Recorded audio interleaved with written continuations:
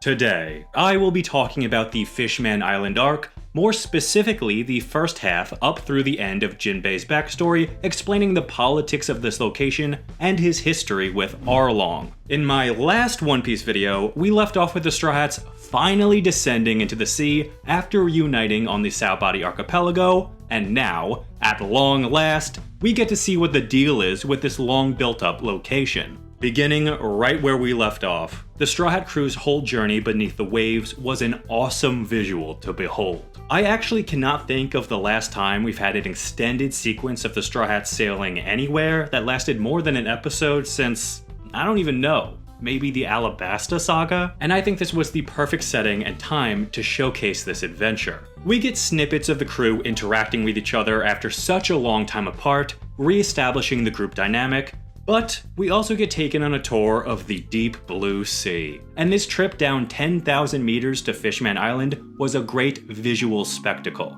During this section, we also get two juicy little morsels of backstory I'd like to talk about. The first we see is of a young Rayleigh meeting Gold Roger for the first time. I thought that they had only been pirates for 4 years, but obviously turns out it was much longer than that.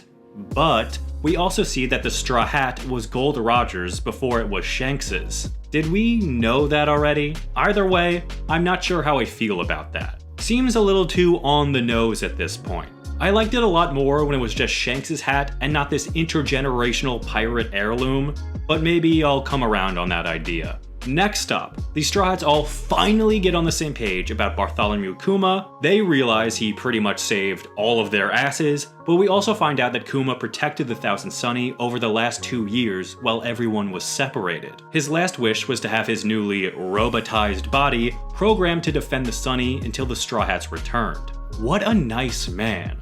Kuma is such a sweetheart, but he's entirely machine now, and supposedly his personality and consciousness are gone. I thought it was nice that the story stopped to recognize what Kuma did for everyone. They'd really all be fucked without his constant help. The journey down into the depths of the sea is, unsurprisingly, not a simple one. The Straw Hats are attacked fairly early on by another pirate crew, which are being pulled around by the sea cow Sanji and Luffy beat up on their way from Baratier to Arlong Park. Poor guy still has PTSD and flees the second he sees the boys, leaving the captain of these pirates stranded alone on the Sunny. The captain is named Caribou, and he was also briefly involved in the fake Straw Hat plot in the Return to Saobody arc, and he's essentially a huge creep whose face and floppy sleeves I hate, and I don't really want to talk about him, but alas, I must. He's a swamp man who Frankie traps in a barrel, and he's just stuck there for the remainder of this voyage.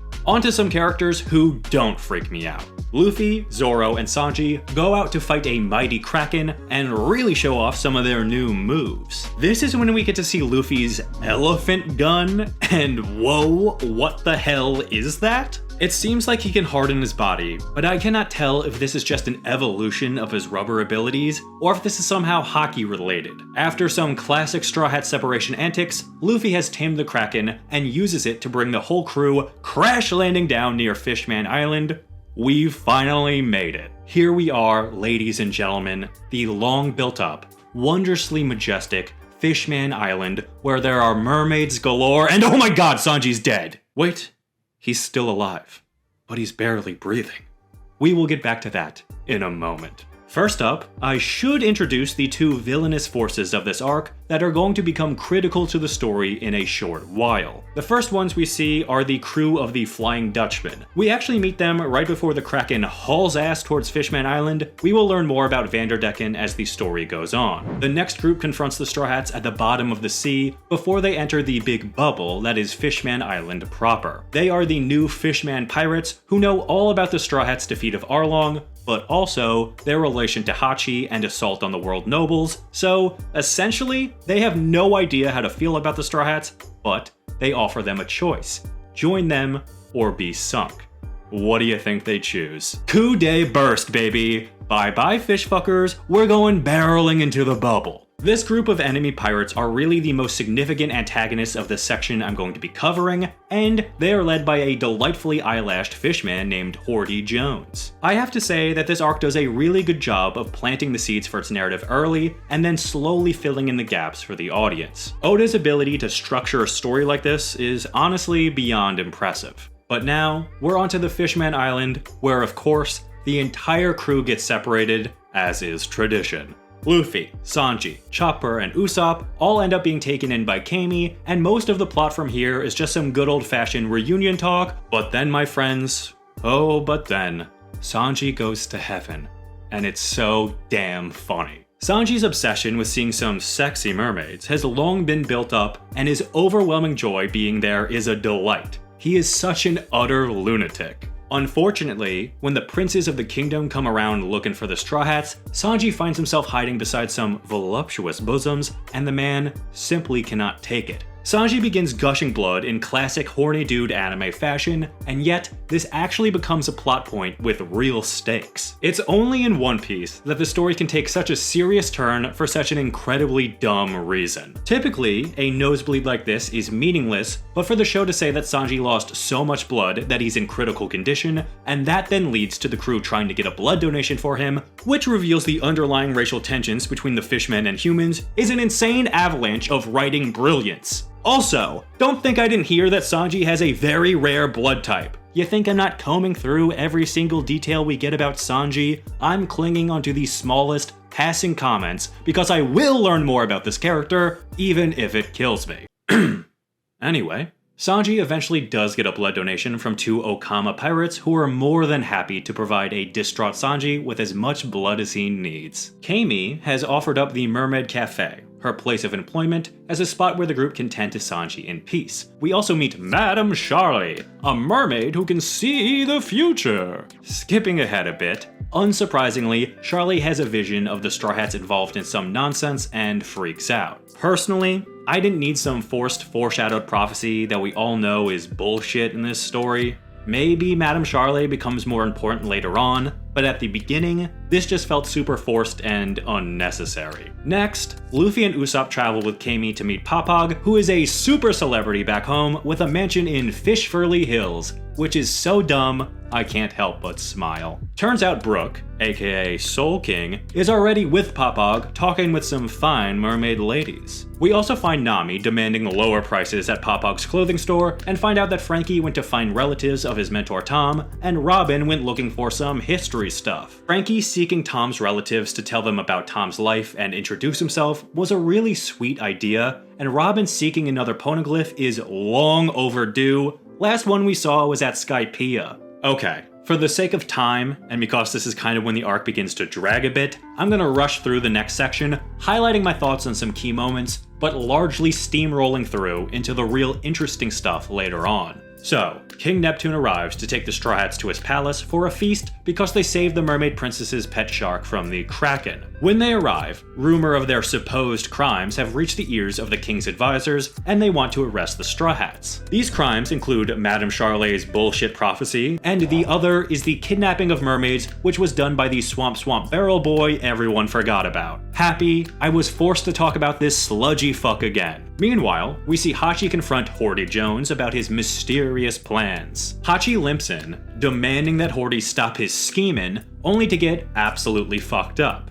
What was he expecting, though? We also find out that Vanderdecken ate the Mark fruit, so anything he throws will fly at the last person he touched with that hand, no matter how they maneuver. Meanwhile, Luffy has slipped away from the rest of the Straw Hats in the palace in search of food, and finds the mermaid princess Shirahoshi under lock and key because Vanderdecken keeps throwing shit at her from across the sea. He wants to marry her or kill her. Men, right? Since Neptune decided to go along with arresting the Straw Hats, Zoro has defeated the entirety of the royal guards and chained up the king, which Usopp, Brook, and Nami aren't pleased with, and Kami and Papag are rightfully terrified of. Don't worry though, because Vanderdecken starts throwing some humans at the mermaid princess, the only way for anyone to infiltrate the tightly bubbled fortress of the royal palace, so that Hordy Jones can begin his invasion. The Straw Hats easily fight off these barely alive human pirates who are looking for the switch to let Hordy and crew in. Luckily, even after they're all defeated brutally, they can somehow pull this off. This pulling the lever thing was so dumb and convenient. It was just right there next to the pile of bodies that one really lucky guy happens to be close to, and everyone just allows him to do it. Very dumb, but Hordy Jones is here now. So far, since being invited to the palace, this arc has been a lot of setup and waiting around for the two main villains to make their move, with some allusions to future actions and revelations, like with Jinbe waiting in the Sea Forest. Now that these guys have infiltrated the palace, I was hoping for the story to start moving again. I suspect that maybe this issue could be a result of the slower pacing I've been warned about the anime suffering from this late in the game. After Luffy has spent some time with the Mermaid Princess, who he continuously verbally abuses in a classically funny Luffy way, he eventually convinces her to follow her dream of leaving the palace to visit the Sea Forest. Naturally, they start off with her jammed into her pet shark's mouth, utterly oblivious to the chaos going on elsewhere. Shirahoshi is a character I wish I had more to say about. As of now, I pretty much agree with Luffy that she's a big, annoying crybaby coward. I'm sure she will become important later on in the story, but at this point, she mainly serves as a massive threat to Sanji's life. Luffy and Shirahoshi travel over the town where Sanji and Chopper are being pursued by guards, and they also find a badly injured Hachi washed up on the shore. Regardless of Chopper's protests about the all blue, we are told that Sanji's dream is to see the Mermaid Princess, but since he just recovered from blood loss, Chopper does everything in his power to keep Sanji from seeing her, fearing that the sight will kill him. Sanji gives a teary-eyed Chopper an inspirational speech about being willing to die for your dreams. Then, he turns around and immediately turns to stone. This gag has been so damn funny this whole arc, and I'm very happy Sanji didn't die, and instead goes back to being his normal, suave self after this. Not long after, Vanderdecken comes flying over on a big piece of coral to chase down Shirahoshi, but he is easily dealt with by Luffy. Not only does Luffy casually use Haki on the citizens standing in his way, but then he intercepts Vanderdecken with his arms tied up. This was a badass way to show how formidable Luffy has become, but Oda had the good sense to make the situation he's in goofy, in order to keep him feeling grounded and restrain his incredible power for, I'm sure, an insane display toward the climax. Meanwhile, Zoro gets to show off his skills against Hordy Jones. Zoro takes on the leader of the new Fishmen pirates underwater and is able to deliver one hell of a strike on Hordy that completely destroys him. Then, Neptune frees his guards from the palace and is about to escape with the Straw Hats when a recharged Hordy Jones,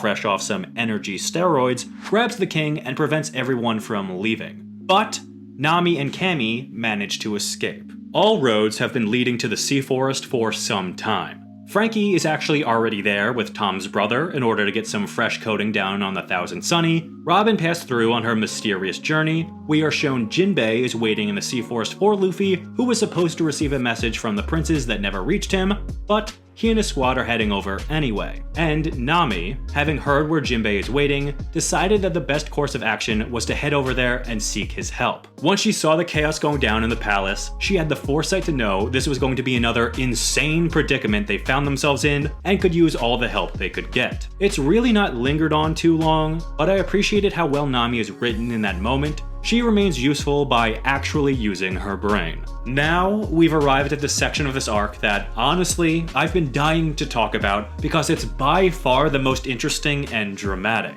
Jinbe's backstory, his history with Arlong, and the events surrounding the mysterious Fisher Tiger and Queen Odahime's tragic deaths. Once again, this series has far exceeded my expectations, and I absolutely love it for that. While this section is primarily about the recent political history of Fishman Island, which explains the present-day circumstances, it also acts as a way to bring the Straw Hats into the conflict with an emotional tether to one of their members' pasts and an early adversary for the original crew. I thought this was brilliant, because as much as I love Nami, narratively, she hasn't been too emotionally involved in any of the recent arcs, and I think that by framing this arc around Arlong's legacy, around a character who idealizes Arlong, that is a really interesting way for Nami to get some powerful moments and development as well. It almost feels like cheating, it's so well set up. Once everyone arrives at the sea forest, they explain that Nami was essentially Arlong's slave as a child, which makes Jinbe feel extremely guilty, and so he takes us to Flashback City. Right off the top,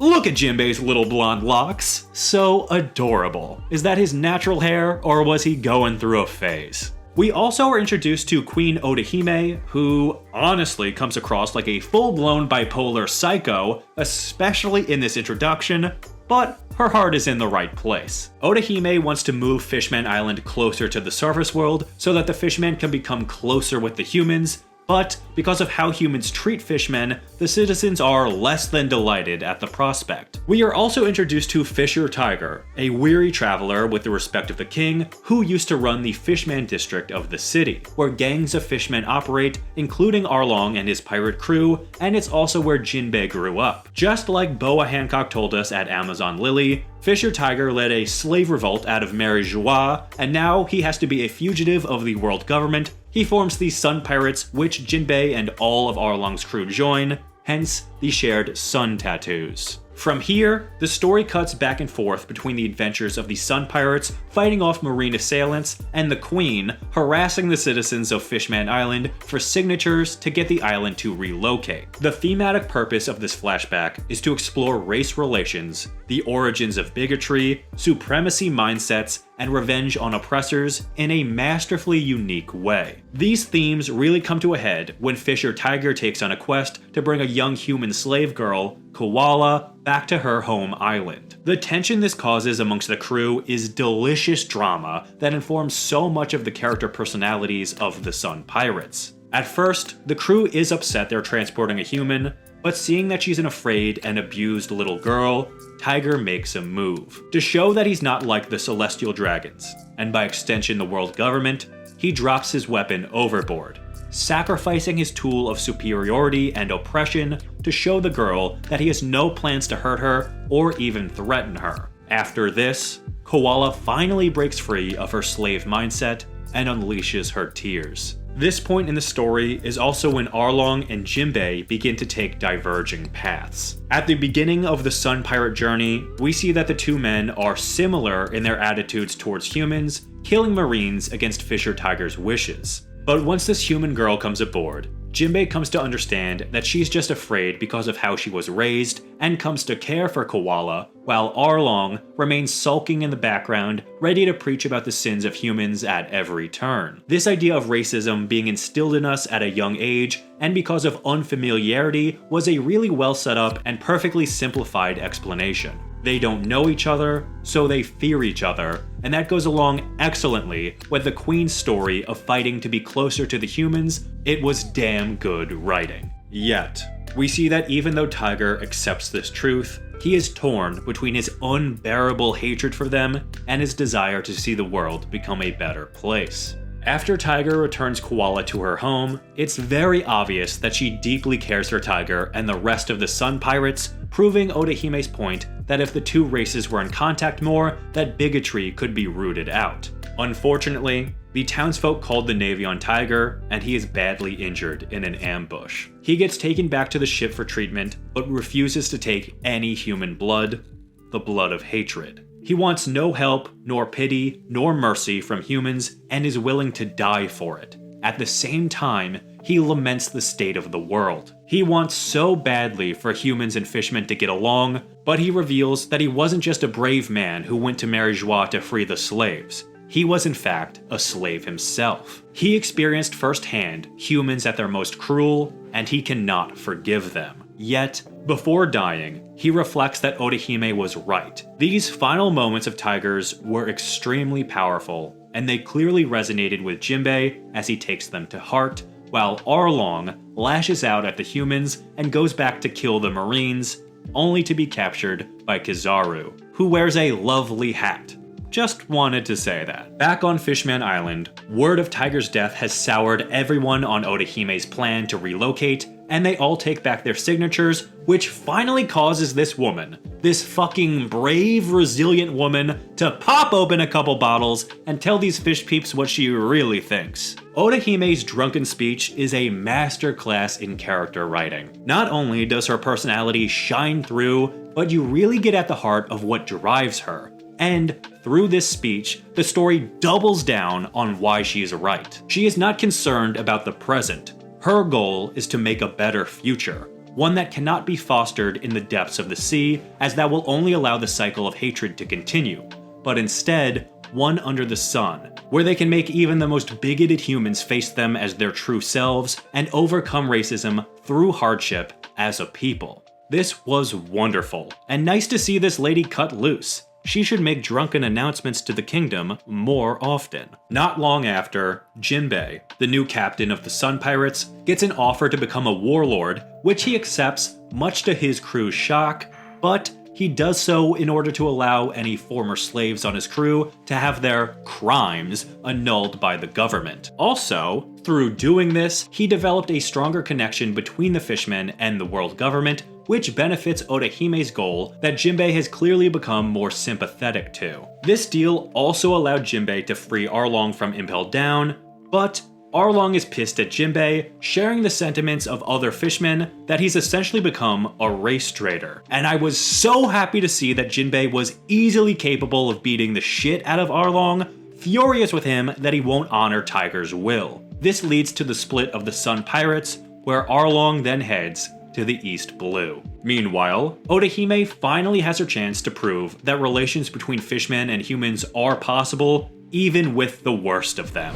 A piece of shit celestial dragon crashes at Fishman Island, and instead of killing this arrogant, vile little trash bag, Odahime saves him from the mob. Eventually, she returns to the surface with him to make some governmental inroads and to prove to her people that even the most fragile among them can be safe in the human world. When she returns home, unharmed and with a pretty sweet offer from the government, she is welcomed as the damn hero that she is. Signatures overwhelm her, and the people are finally ready to follow her dream of relocating to be closer to the humans. That is, until she's killed. Surrounded by her children, Odahime is shot, and her signatures are lit on fire. We see that a soldier, Horty Jones, found the shooter and killed him before anyone else arrived. Even in her dying breath, the queen tells her children not to let her death deter them from their dream. The princes take up Odahime's cause and announce that once the grieving is done, they should all dream about the sun together again, no matter how long it takes, for a better future. The last bit of the narrative I want to talk about is the immediate aftermath of Jinbe's story. After hearing everything, Sanji actually goes at Jinbe pretty hard, essentially telling him to kill himself for the pain he caused Nami by allowing Arlong to go free, but Nami tells Sanji to fucking turn it down a notch. Nami forgives Jinbe, she doesn't blame him at all for Arlong, and at the same time, she doesn't want pity for a life that led her to her current place of happiness. I like this beat for Nami, although I do hope that she gets a little more development in this arc, because this beat is an extremely similar one we've already seen from her with forgiving Hachi, who was much more directly responsible for Nami's situation growing up.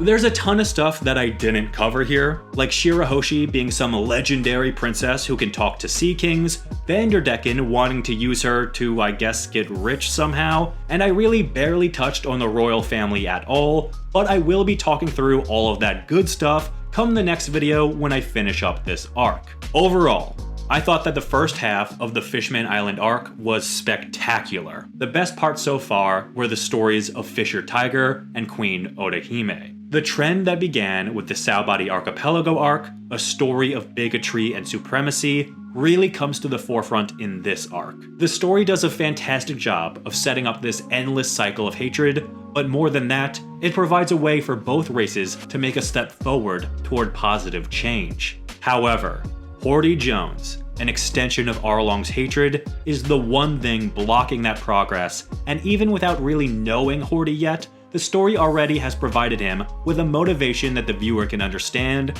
and maybe even sympathize with. The stage is set for an epic and heart-wrenching finale, and I'm really looking forward to seeing if it delivers. My video wrapping up this saga will be out in 2 weeks, so if you're interested, make sure you're subscribed so you don't miss it. It means a lot to me that I still have people listening to this video all the way to the end. I really appreciate you lovable weirdos. Thank you so much for your time. I look forward to seeing you in the next one, but until then, I'll shut up.